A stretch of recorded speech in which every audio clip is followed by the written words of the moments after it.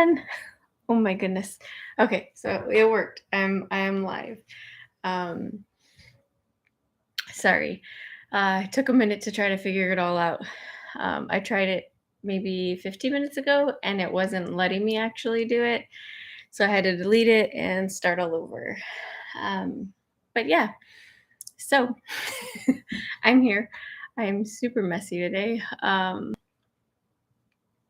So yeah. So, how is everyone doing? I am live. I don't know if anybody's even watching or here watching, but that'd be good because then there's actually a conversation that can happen if people do watch and have questions. Um, but what I was, sorry, my phone got distracting there for a minute. Um, what I was wanting to talk about this week was, let's see. So I was in Galatians.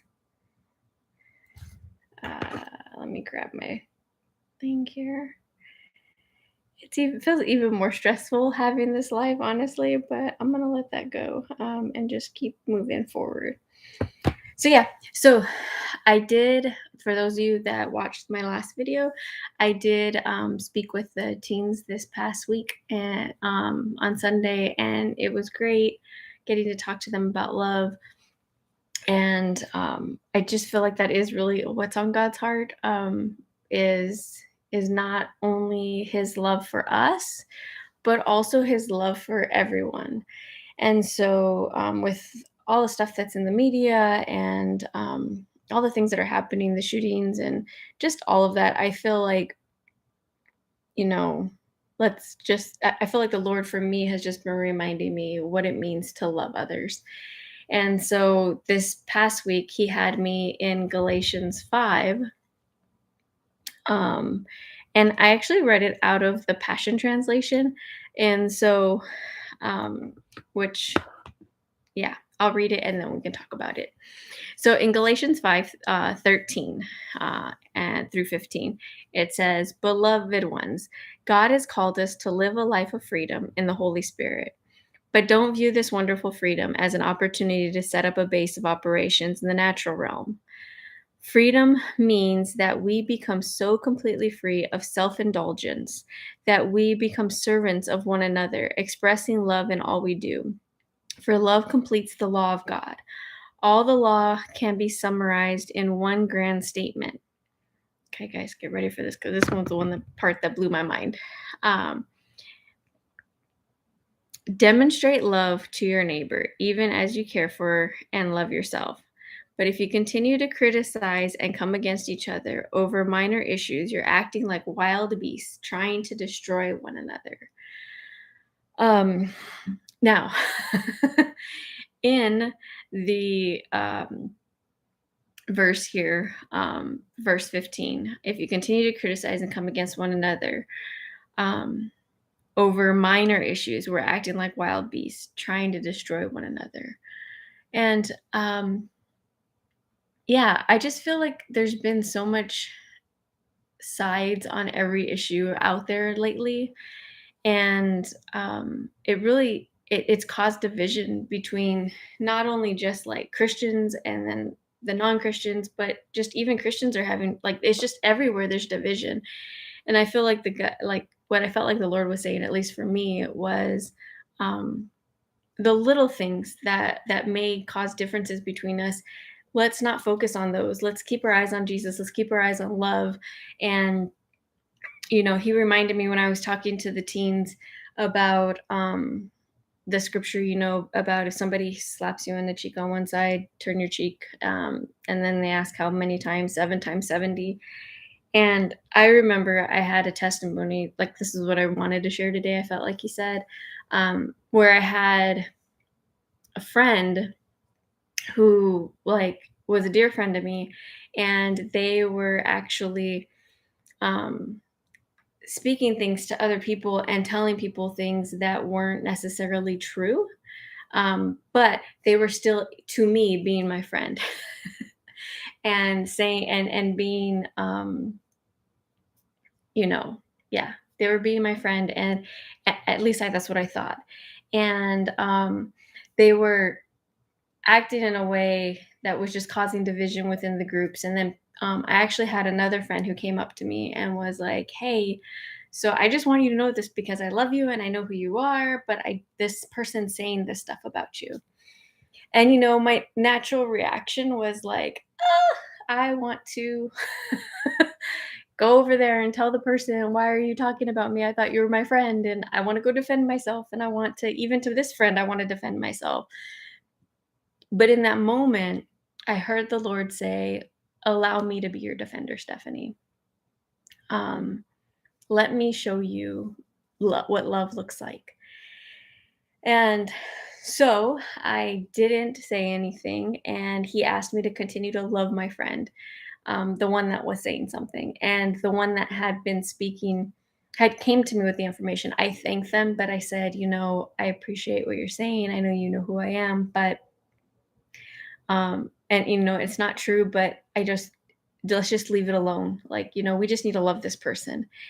And don't get me wrong, it wasn't easy. It was pretty difficult to do that in the midst of it, and things got worse. Like there was so much worse stuff. Like people stopped talking to me, and people were saying things, and it was going all around, um and I didn't understand why, but God kept telling me to love this individual and just to let him be my defender.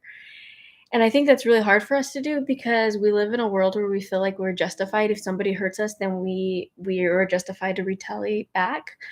And the Lord was like, "No." So I didn't. And it was funny because a few months, actually it was like maybe 6, maybe it was closer to a year later, this individual actually came to me um and said, "I am sorry. I wanted you to know that I had been saying these things that weren't true about who you were, and I realized that in my process, as I'm getting healed, that I was just acting out of my own hurt, and so I'm sorry for that. But I appreciate and love you because you never called me out, and you continue to love me, and um, and even to this day, like, we're still friends, and everything. So it's just crazy how God does defend you so you don't need to be defensive when it comes to situations like that.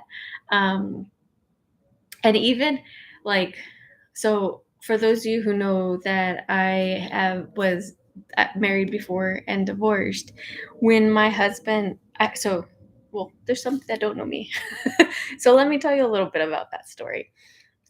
So I was married before, and when I was, my ex-husband went ahead and had uh during the relationship he had multiple affairs, and it was really tough and hard. um but I was determined to make my marriage work because I made a vow and I was going to stick it out. And one day I actually got I had a stroke. So, yeah, I'm sorry. I'm a little nervous sharing this part of my story. I don't think I've ever really, well, I've done it at like a conference before, but just sharing it, yeah, yeah. So I'm a little nervous, but I'm gonna keep pushing through. So yeah, when I so my ex-husband was part of the worship at our church, and I worked there too and did stuff, and we were on the board at the church, um and it was just a time of us, serving the Lord. I was helping with youth, and yeah. And so in anyhow, my ex-husband had multiple affairs, and things had just kept getting, like, it would be good for a while and then things would reappear and happen again. And the last time that it happened, we were actually supposed to be heading to counseling that day. And when we when I was driving home, and I wasn't feeling well while I was working, and then I got off and I started driving to drive to meet him at my parents' house. And I got to the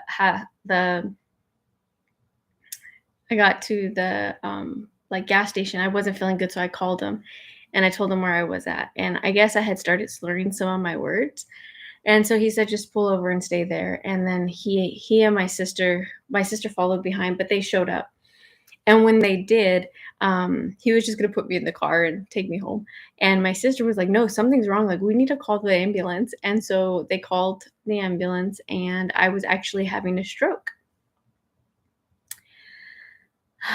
Yeah. And so in the process of being in the rehab center, because when I did have my stroke, this side of my body wasn't working. And I couldn't speak very well. And I was in a wheelchair and I couldn't walk. And yeah, so when that happened, my ex husband decided that was a time to cut ties. But the way that he did it was, yeah, I got out of the rehab center and I came home. And when I did, he had already changed the locks. And I called him and he didn't answer. And then he texted me back and he said, "Hey, things have been tough between us and everything. And so I just think it's better if you move in with your parents." So I did. And I mean, even then, I was still trying to fight for the marriage because I believed in covenant and, and staying in that. And so I continued to try to see if we could work it out, but he didn't want anything to do with me. He filed for divorce. Um, and I remember going to CFTN, and as that was the church I was going to at the time, because I had stopped going to my other church because he was still attending. But I remember going to CFTN, and um, the one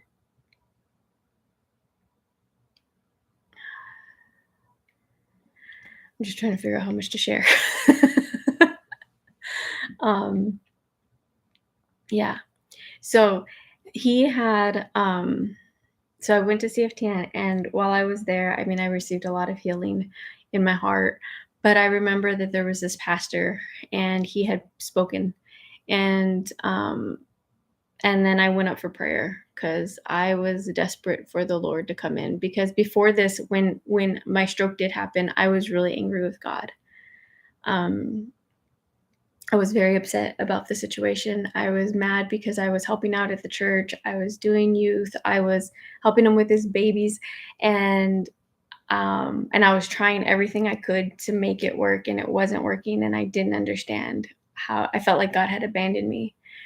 Um, and I remember when I was there, there was a pastor or a chaplain that came in, and I was telling him my story. And this was, I think it was actually the second time I went back into the rehab center, because the first time I was there was after the stroke. And then after um, I had left or got home and went home with my parents, um, my I had a sorry, I'm trying to remember the story correctly. I ended up having a bunch of seizures, and the seizures were causing so the seizures started causing the parts that were getting stronger to get weak again. So I had to go back into rehab. And I remember going back. It was the second time I was in rehab, and that's when um, they the chaplain came in. He goes, "Have you read the Book of Job?"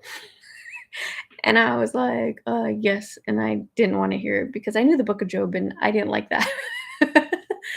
And so yeah. So anyway, I had a time that I was angry with God. Um, And then I remember my mom's cousin taking me to go to CFTN, and that's where I found life again. And it was great because I remember the first day I walked in there, there was actually like smoke. Um, and I thought I was going to a concert because of how it was. I've never gone to church like that.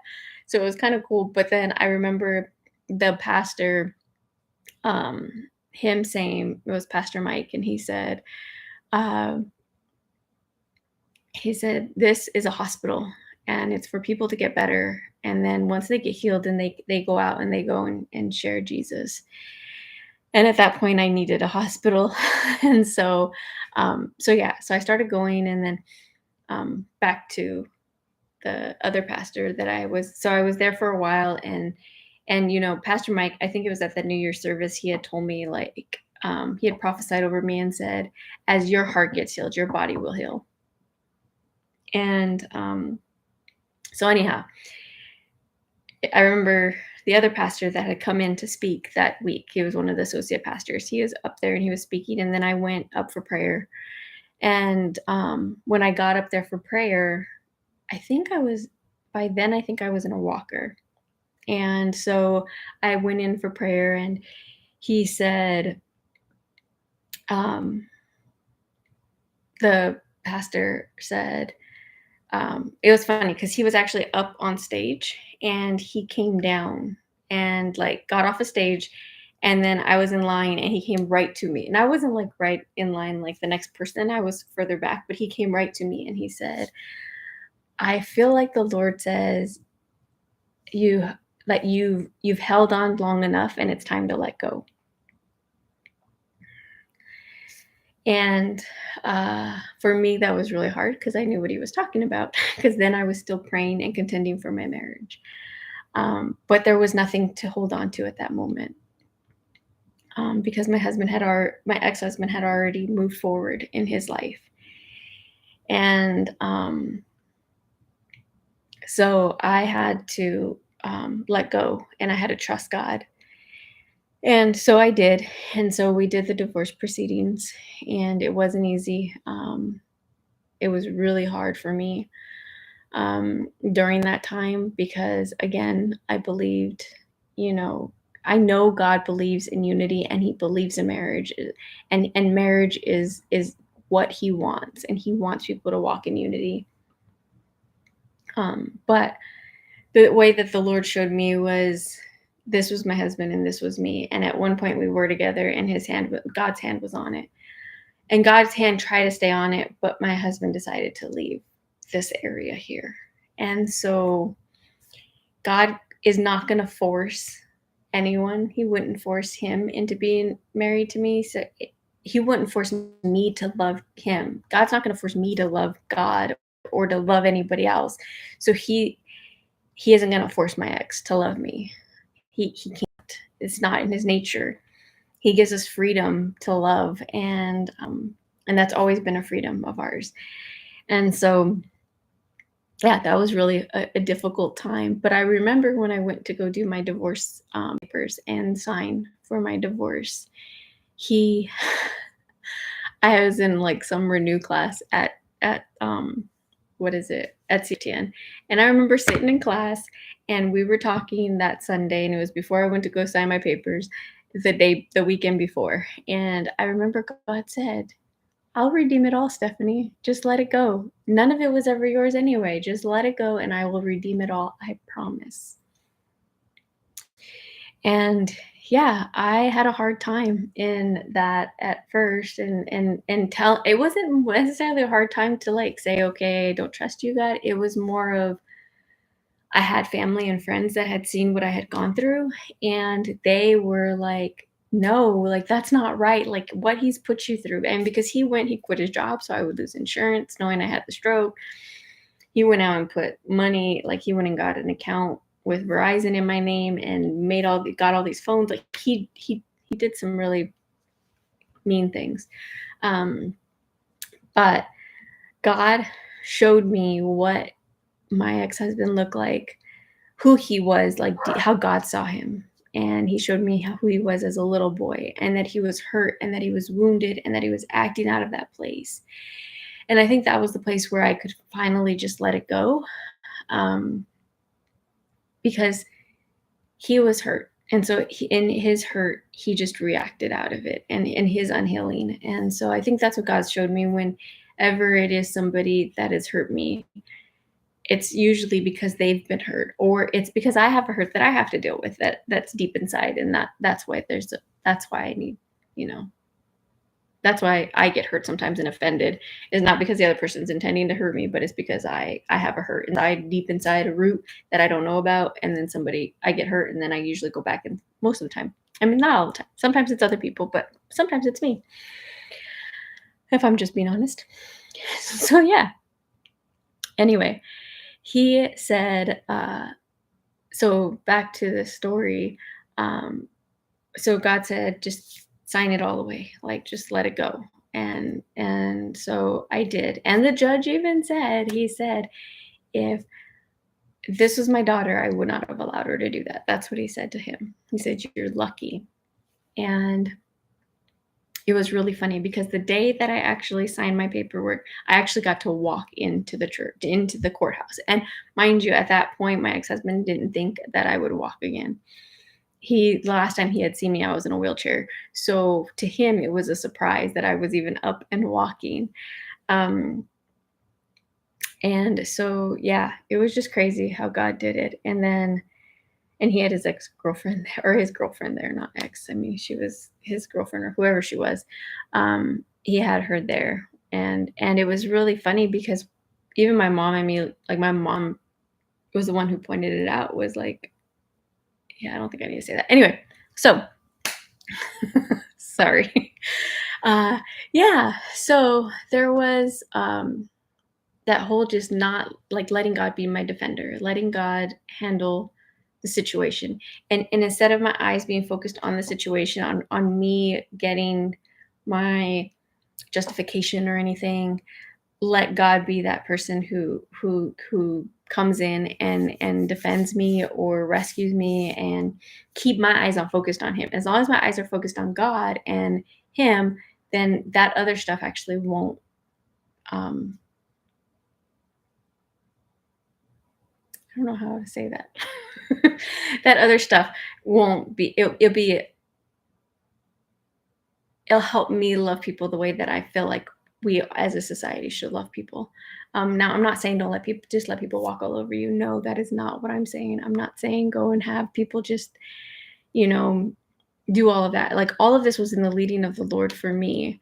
It was, even like it was so crazy. The day that I actually signed my divorce papers, my cousin was getting married, and at her wedding, they had like the dollar dance, and I danced with her. And I remember dancing with her and hearing the Lord say, "This is you still have my promise, Stephanie. You will be remarried." And at that point I didn't believe it. But how crazy is God that I've actually been married for 4 months? And to a wonderful man who is kind and sensitive and a follower of Jesus. And so yeah, Andrew's amazing. And so God does redeem and he does take care of us. It's really us trusting him with the situations that we're in. It's us allowing him to be the one who moves in it instead of trying to make things happen, or moving things the way that we believe that it should happen. Um, Yeah, I just thought it was crazy. Back to the scripture. I don't know why I got so off there, but I did. Anyway, yeah.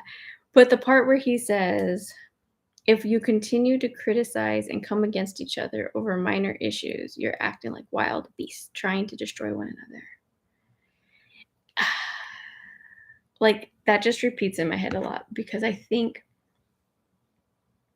it's it's really hard to love people who may see things differently than us, who um, who believe different, think different. Um, it's really hard to see that there's anything good there when we think that we're the right ones. But really, I feel like that does tear us down. We're tearing each other apart. We're not loving each other. We're not actually showing Jesus's love to one another, because his love was like the greatest command was to love God first, but then love each other as you love yourself. And so loving your neighbor is not just like the neighbor next door. It's anybody who actually comes in contact with you.